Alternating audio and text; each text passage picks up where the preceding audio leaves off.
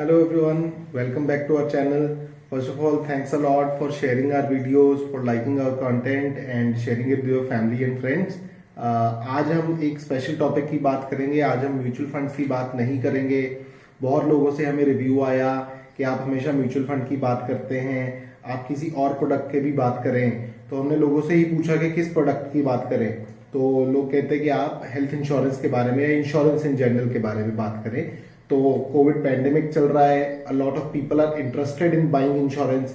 But अगर आप health insurance की बात करते हो उसमें बहुत ज्यादा टेक्निकलिटीज होती हैं. तो हमने कहा एक बेसिक वीडियो आज हम हेल्थ इंश्योरेंस पे बनाते हैं ताकि जो टेक्निकलिटीज हैं हेल्थ इंश्योरेंस की उनको हम थोड़ा डिसिफर कर पाए, देख पाए कि उनमें क्या क्या चीजें हैं जो देखनी चाहिए. तो शुरू करते हैं हम. सबसे पहले हेल्थ इंश्योरेंस क्या होता है. हेल्थ इंश्योरेंस सिंपली एक इंश्योरेंस होती है जिसमें आप हर साल एक प्रीमियम पे करते हैं. अगर उस साल में आपको या आपकी फैमिली को हॉस्पिटलाइज होना पड़े तो हॉस्पिटलाइजेशन का खर्चा इंश्योरेंस कंपनी चुकाती है. In simple terms health insurance इसे ही कहते हैं और इसमें कुछ नहीं है. बट अब हम आते हैं इसमें थोड़ा सा अंदर कि जो जो टेक्निकलिटीज है जो हमें देखनी पड़ती हैं. सबसे पहले हेल्थ इंश्योरेंस लेने से पहले आप ये चीज जरूर देखें कि एक सम एश्योर्ड होता है. सम एश्योर्ड होता है कि मैक्सिमम लिमिट एक साल में जो आपके मेडिकल एक्सपेंसेस की कवर होगी by the insurance company. Example के तौर पे अगर आप 5 लाख रुपए की हेल्थ इंश्योरेंस ले रहे हैं तो इसका मतलब कि एक साल में मैक्सिमम आप 5 लाख रुपए तक की बीमारियों के इंश्योरेंस कंपनी से कवरेज ले सकते हैं. अगर आपका बिल 5 लाख रुपए से ऊपर आता है एक साल में तो आपको उससे ऊपर वाला अमाउंट अपनी जेब से भरना पड़ेगा. तो आप हमेशा ये सोच के इंश्योरेंस लें कि जो आपका ये कवर अमाउंट है, जो सम एश्योर्ड अमाउंट है, वो एडिक्वेट हो ताकि कल की डेट में कोई भी बीमारी हो तो ऐसा ना हो कि आपको अपनी पॉकेट से पे करना पड़े. यूजुअली लोग थोड़े प्रीमियम के चक्कर में 3-4 लाख रुपए का इंश्योरेंस ले लेते हैं बट वो एडवाइजेबल नहीं है. Sum assured should be a higher amount so that it covers you for almost any type of illness जो भी आपको या आपके परिवार को हो जाए going forward. Secondly, insurance policies दो तरह की होती बहुत तरह की हैं. हम बेसिकली दो तरह की इंश्योरेंस पॉलिसीज की बात करते हैं. एक होता है इंडिविजुअल, एक होता है फैमिली फ्लोटर. इंडिविजुअल पॉलिसी होती है कि उसमें फॉर एग्जाम्पल आपने इंश्योरेंस लिया तो आपका ही कवरेज है. अगर आपने 10 लाख रुपए का इंश्योरेंस लिया है वो 10 लाख कवर आपका खुद का कवर है. आप एक साल में 10 लाख का कवर अपने ऊपर ले सकते हैं. अगर आप चाहते हैं कि आपकी फैमिली, आप खुद हैं, वाइफ हैं और 2 बच्चे हैं, उनको कवर करने के आपके पास 2 तरीके हैं. एक तो है आप सबका इंडिविजुअल कवर ले लें, सबका 10-10 लाख का कवर ले लें. all of the people can take individual 10 lakh cover in a particular year. okay, but इसमें क्या होगा, आपका प्रीमियम 4 लोग का अलग अलग तरह होगा बिकॉज सबका 10 लाख का कवर है. तो उससे क्या होगा, premium will be a little higher. Second option होता है कि आप फैमिली फ्लोटर प्लान ले. फैमिली फ्लोटर प्लान का मतलब क्या है कि आपके 4 मेंबर्स हैं, 1 2 3 4, इन चारों का कॉमन कवर 10 लाख रुपए का है. अगर एक बंदे ने वो 10 लाख यूज कर लिया तब भी ठीक है. अगर चारों मिला के 3 हॉस्पिटलाइजेशन हुई एक साल में और सबके 2-2 लाख रुपए लगे तब भी ठीक है. मतलब कि एज अ फैमिली आपके पास वो कवर है. तो ऑब्वियसली जब आप फैमिली फ्लोटर कवर लेते हैं तो आपका cover should be a little higher. But जो इंडिविजुअल कवर आप 10-10 लाख का लेंगे उससे कम होना चाहिए. आपको फैमिली फ्लोटर कवर में अगर आप इंडिविजुअल में 10-10 लाख ले रहे हैं तो फैमिली फ्लोटर आप 15 या 20 लाख रुपए का ले सकते हैं. बिकॉज इन अ ईयर इतना it is very less probable कि चारों ही मेंबर्स को हॉस्पिटलाइजेशन होना पड़े और चारों पे ही 10-10 लाख रुपए खर्चा आ जाए. तो ये हो गया सेकंड टेक्निकलिटी. सम एश्योर्ड हमने पहले डिस्कस किया. सेकंड हमने type of insurance policies, individual और फैमिली फ्लोटर. अब हम और क्रिटिकल या और इंपॉर्टेंट टर्म्स पे आते हैं हेल्थ इंश्योरेंस पॉलिसी की. Next is room rent. बहुत सी इंश्योरेंस पॉलिसीज होती हैं जहां पे रूम रेंट की कैपिंग होती है. सपोज कीजिए कि 5,000 रुपए की कैपिंग है कि आप 5,000 रुपए से ऊपर वाले रूम में एडमिट नहीं हो सकते. अगर आप होंगे तो उससे ऊपर वाला खर्चा आपको अपनी जेब से भरना पड़ेगा. अब बहुत से लोग इस इंप्रेशन में होते हैं कि 5,000 रुपए की आपकी लिमिट है तो हम 10,000 वाला रूम ले लेते हैं. 4 दिन की हॉस्पिटलाइजेशन है तो 20,000 रुपए अपनी जेब से भर देंगे, कोई दिक्कत नहीं है. बट इसमें एक चीज है कि जैसे ही आप हायर कैटेगरी रूम में चले जाते हो तो आपके सारे मेडिकल एक्सपेंसेस भी उस हिसाब से कवर होंगे। तो अगर आपने 10,000 का रूम ले लिया जबकि आपकी लिमिट 5,000 रुपए है, अगर आपकी medical expenses during the stay apart from room rent 1,00,000 रुपए आए तो आपको 50,000 ही मिलेगा। इंश्योरेंस कंपनी कहती है कि तुमने 5,000 का 10,000 किया तो बाकी सब खर्चे भी उस प्रपोर्शन में ही मैं गिनूंगी। तो इसको how do we cover this is, आप ऐसी इंश्योरेंस पॉलिसी लें जहां पे कोई भी तरह की रूम रेंट की कैपिंग ना हो, आप किसी भी तरह के रूम में जाके एडमिट हो पाए। उससे प्रीमियम शायद हल्का सा ज्यादा होगा, कोई 200-400 रुपए से ज्यादा फर्क नहीं पड़ेगा, but you will be assured कि in case of any emergency आप अपने पसंद के रूम में या आप जो भी उस हॉस्पिटल में अवेलेबल होगा उस रूम में आप जाके अपना ट्रीटमेंट ले सकते हैं। नेक्स्ट टेक्निकलिटी आती है कोपे। कोपे होता है कि इंश्योरेंस कंपनी आपको कहती है that in case of hospitalization हम एक पर्टिकुलर अमाउंट आप अपनी जेब से पे कर देना और बाकी अमाउंट इंश्योरेंस कंपनी कहती है मैं बेयर कर लूंगा। तो इसमें 15% कोपे, 20% कोपे के ऑप्शंस आते हैं, but we would always recommend कि अगर आप हेल्थ इंश्योरेंस ले रहे हैं तो कोपे ऑप्शन को ऑप्ट मत करें। अगर आपको हेल्थ इंश्योरेंस लेना है तो आप 100% इंश्योरेंस कंपनी पे ही रिलाई करें, को पेमेंट वाला ऑप्शन मत करें, बिकॉज यू नेवर नो कि किस तरह का मेडिकल एक्सपेंस आ जाएगा। सेकेंडली आपकी फाइनेंशियल पोजीशन उस टाइम पे क्या होगी, यू नेवर नो, इसलिए आप कोपे से दूर रहें, सारा खर्चा इंश्योरेंस कंपनी को ही चुकाने दें। इसके बाद आता है pre and post hospitalization expenses. अब इनका मतलब क्या होता है, सपोज कीजिए आपने किसी सर्जरी के लिए हॉस्पिटलाइज होना है। अब उस हॉस्पिटलाइजेशन से कुछ दिन पहले से डॉक्टर आपको, अगर वो प्लान्ड सर्जरी है तो डॉक्टर आपको कुछ दवाइयां लिख देते हैं कि आप ये दवाइयां लेनी शुरू कर दो और हम प्लान करके आज से 15 दिन बाद, आज से 20 दिन बाद आपकी सर्जरी कर देंगे। इसको जो ये खर्चे हो रहे हैं सर्जरी से पहले, इनको प्री हॉस्पिटलाइजेशन एक्सपेंसेस बोलते हैं। Now in the similar manner suppose you have had a surgery today, इसका मतलब ये तो नहीं कि कल सुबह से आपकी दवाइयां बंद, नो, पोस्ट हॉस्पिटलाइजेशन एक्सपेंसेस भी काफी होते हैं। आपको चेकअप के लिए आना पड़ता है, आपको दवाइयां लेनी पड़ती हैं, ठीक है, कुछ टेस्ट भी करवाने पड़ते हैं रेगुलर बेसिस पे। तो हर कंपनी का लिमिट होता है कि वो, हर प्लान का लिमिट होता है सॉरी, कि वो कितना प्री हॉस्पिटलाइजेशन कितने दिन और पोस्ट हॉस्पिटलाइजेशन कितने दिन कवर करते हैं। तो उसमें यूजुअली अगर आप देखेंगे अपनी पॉलिसी या जो भी खरीद रहे हैं, वहां पे आपको 30 प्री 60 पोस्ट लिखा होगा। इसका मतलब क्या है कि बीमारी से, हॉस्पिटलाइजेशन से 30 दिन पहले के खर्चे कवर होंगे और 60 दिन बाद के खर्चे भी कवर होंगे। उसके लिए आपको रीइंबर्समेंट डालना पड़ता है, रीइंबर्समेंट डाल के आपके अकाउंट में पैसे आ जाते हैं। ट्राई करें आप ऐसी पॉलिसी लें जिसमें प्री और पोस्ट ज्यादा से ज्यादा कवर हो। आज की डेट में 60-180 प्री एंड पोस्ट हॉस्पिटलाइजेशन भी चल रहा है, मतलब 2 महीने पहले तक के खर्चे और 6 महीने बाद तक के खर्चे। मतलब किसी भी तरह की बीमारी, अगर आप सर्जरीज देखें तो अपार्ट फ्रॉम द मेडिसिन जो पूरी जिंदगी चलती हैं, यूजुअली जो मोटे खर्चे होते हैं वो 3-4 महीने में खत्म हो जाते हैं। तो try to take that policy जिसमें प्री और पोस्ट का कवरेज काफी ज्यादा हो। उसके बाद हम आते हैं नो क्लेम बोनस पे।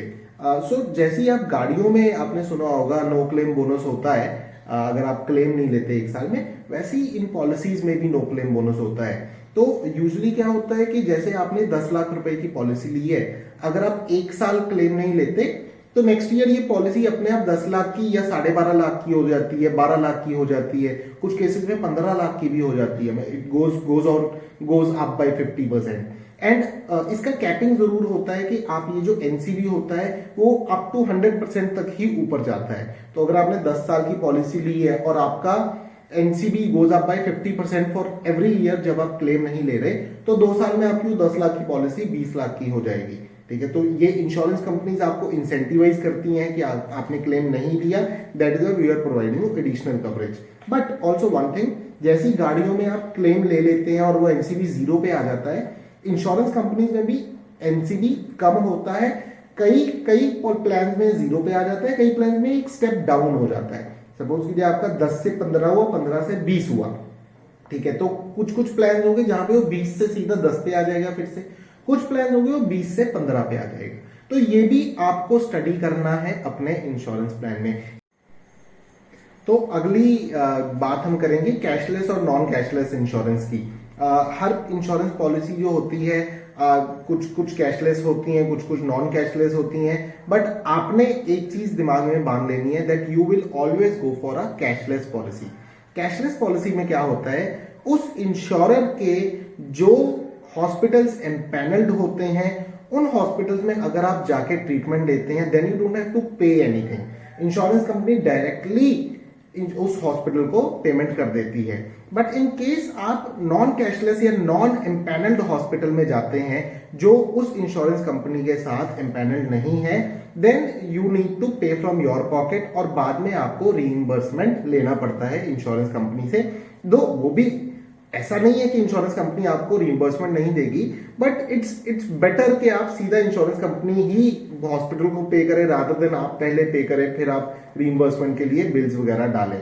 तो हमेशा जब भी आप इंश्योरेंस पॉलिसी लें एक बार चेक जरूर करें कि जिस कंपनी के साथ आप एसोसिएट होने जा रहे हैं उसका नेटवर्क हॉस्पिटल आपकी सिटी में कैसे हैं, या यूजुअली जिन हॉस्पिटल्स पे आप जाते हैं क्या वो उसके एम्पैनल्ड हॉस्पिटल लिस्ट में है या नहीं है। ये लिस्ट सारी ऑनलाइन अवेलेबल होती है।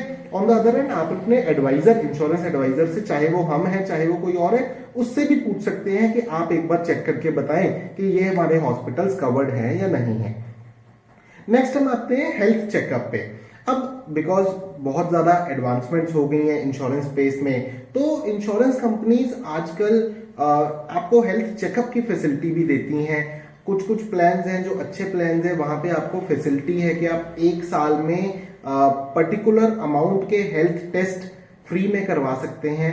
वो हेल्थ टेस्ट चाहे आप अगेन रीइंबर्समेंट मॉडल पे करवाएं, चाहे आप इंश्योरेंस कंपनी के एम्पैनल्ड हॉस्पिटल में जाके अपॉइंटमेंट लेके करवा सकते हैं। तो इस चीज का भी जरूर ख्याल रखें कि आपको एक ऐसा प्लान लें जहां पे हर साल एटलीस्ट जो नॉर्मल बॉडी टेस्ट होते हैं वो कवर्ड हो। It is an additional benefit to you for taking health insurance because usually हम लोग इंडियंस एज सच बहुत ज्यादा टेस्ट करवाते नहीं हैं। हमें होता है कि ठीक है चल रहा है काम, जब तक प्रॉब्लम नहीं आती तब तक we don't go, but if we get it as a free service I think a lot of people will take the test and this will help us live a more healthy life, है ना। उसके बाद एक hospital cash का benefit होता है जो आपको ऑप्ट करना होता है, उसका प्रीमियम अलग से होता है, बट वो एक अच्छा एड ऑन है जो आपको अपनी पॉलिसी में देखना चाहिए कि आपको चाहिए या नहीं। हॉस्पिटल कैश होता क्या है, उसमें for every day of hospitalization आपको एक पर्टिकुलर अमाउंट इंश्योरेंस कंपनी की तरफ से मिलता है।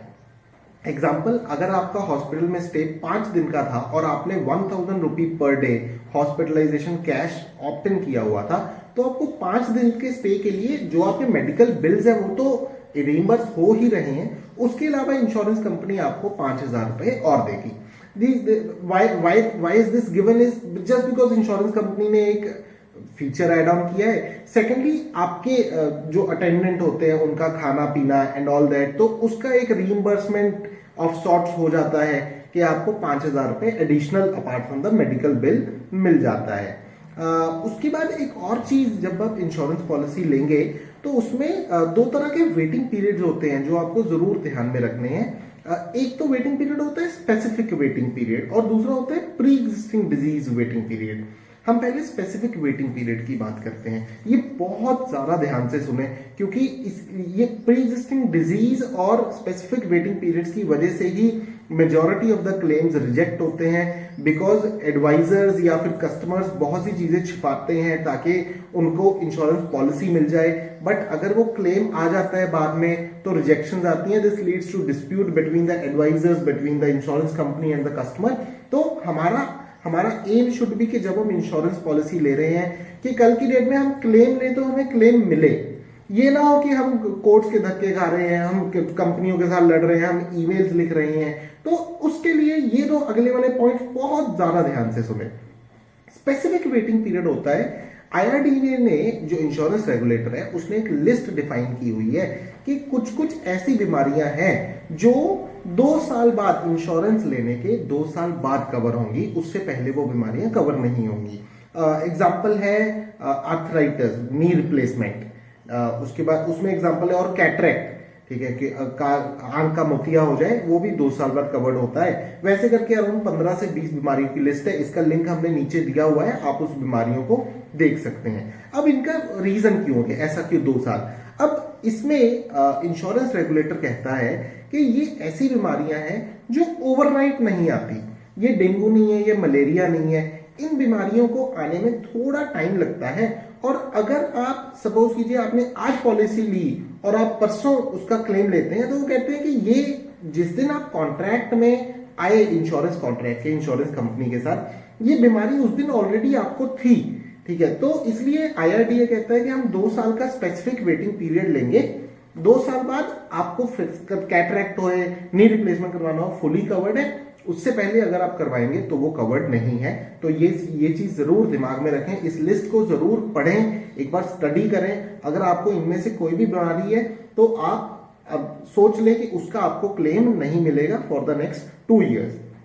सेकेंड होता है, जो भी जब भी आप इंश्योरेंस प्लान में जाते हैं, इंश्योरेंस कॉन्ट्रैक्ट में जाते हैं, तो आपका एक्सीडेंटल लॉस और accidental injury is covered from day 1 itself. आपने आज इंश्योरेंस पॉलिसी ली, आपका 4 दिन बाद, 20 दिन बाद, 25 दिन बाद एक्सीडेंट होता है, उसकी वजह से हॉस्पिटलाइजेशन होता है, तो all the expenses are covered. But for any other illness there is a 30-day cooling off period. 30 दिन तक आप कोई भी क्लेम नहीं ले सकते जब आप फर्स्ट टाइम इंश्योरेंस लेते हैं। रिन्यूअल के बाद टाइम तो आप जब मर्जी ले सकते हैं, बट फर्स्ट टाइम 30 दिन का कूलिंग ऑफ पीरियड होता है, आपको ये भी ध्यान में रखना है। अब हम बात करते हैं प्री एग्जिस्टिंग डिजीजेस की। नाउ प्री एग्जिस्टिंग डिजीज होते हैं कुछ ऐसे डिजीज, चाहे वो लाइफस्टाइल डिजीज हो, चाहे वो कुछ और बड़ा डिजीज हो जो ऑलरेडी है आपको। एग्जाम्पल लेते हैं, बहुत से लोगों को इंडिया में बीपी और शुगर का प्रॉब्लम है, तो बीपी और शुगर प्री एग्जिस्टिंग डिजीज में आता है। IRDA कहता है इंश्योरेंस कॉन्ट्रैक्ट में घुसने से पहले आपको कंपनी को क्लैरिफाई करना है कि आपको कोई प्री एग्जिस्टिंग डिजीज है या नहीं है। आपके प्री एग्जिस्टिंग डिजीज की डिक्लेरेशन के बेसिस पे कंपनी आपका केस अंडरराइटिंग टीम को भेजती है, जो डिसाइड करती हैं कि उन्होंने आपको इंश्योरेंस देना है या नहीं देना है। अब अंडरराइटिंग टीम आपके साथ वो डिसाइड कैसे करेगी? वो या तो आपको टेली कॉल करेगी, कॉल करके आपसे एक टेलीमेडिकल होगा, या फिर अंडरराइटिंग टीम कहेगी कि हमें कुछ मेडिकल टेस्ट करवाने हैं आपके लेटेस्ट, या फिर अंडरराइटिंग टीम कहेगी अगर आपका पास्ट में हॉस्पिटलाइजेशन हुआ या कोई सर्जरी हुई है और वो आपने डिक्लेयर किया है तो उसकी डिस्चार्ज समरी, उसकी सब तरह की test report मांगेगी।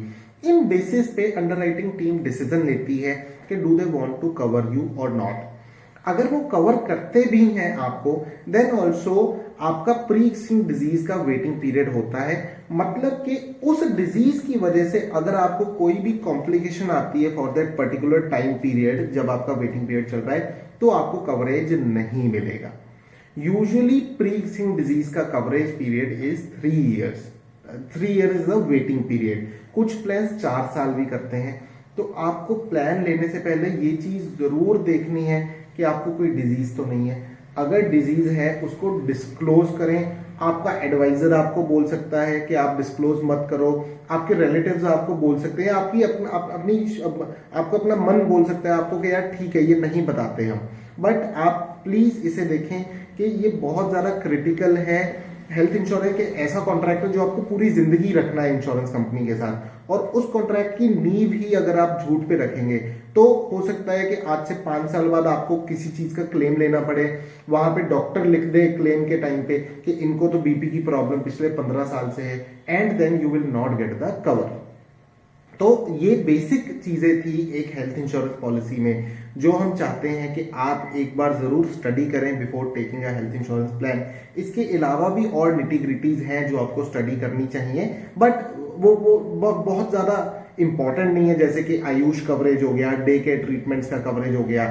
But yes, you should always have a look at all these things. And I think अगर आपको इंश्योरेंस लेना है then do consult your adviser, be it us, be it anyone else, के क्या क्या चीजें हैं। एडवाइजर को क्विज करें, क्विज करने के बाद जो भी आपको प्लान अच्छा लगे वो दें, और हेल्दी रहें, खुश रहें, ठीक है। And do take a health insurance. Health insurance के बिना आजकल जिंदगी नहीं चलती, मेडिकल बिल्स बहुत ज्यादा आते हैं, तो just pick your phone, call us, call your advisor, and take health insurance. Thank you.